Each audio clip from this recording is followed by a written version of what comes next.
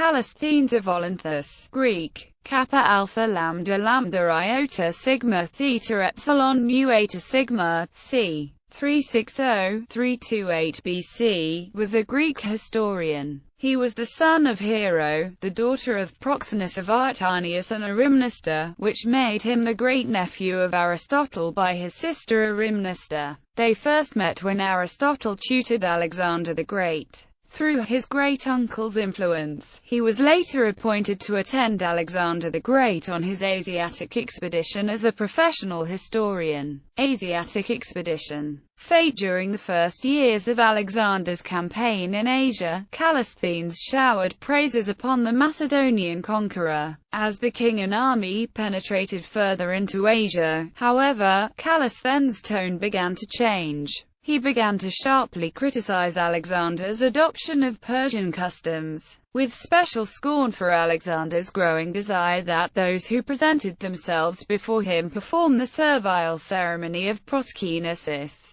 Callisthenes was later implicated in a treasonous conspiracy and thrown into prison, where he died from torture or disease. His death was commemorated in a special treatise by his friend Theophrastus, whose acquaintance he made during a visit to Athens. There are nevertheless several different accounts of how he was executed. Crucifixion is the method suggested by Ptolemy, but Chares of Mytilene and Aristobulus agree that he died of natural causes while in prison. Writings. Callisthenes wrote an account of Alexander's expedition up to the time of his own execution, a history of Greece from the Peace of Antalcidas to the Phocian War, a history of the Phocian War, and other works, all of which have perished. However, his account of Alexander's expedition was preserved long enough to be mined as a direct or indirect source for other histories that have survived. Polybius scolds Callisthenes for his poor descriptions of the battles of Alexander. A quantity of the more legendary material coalesced into a text known as the Alexander Romance.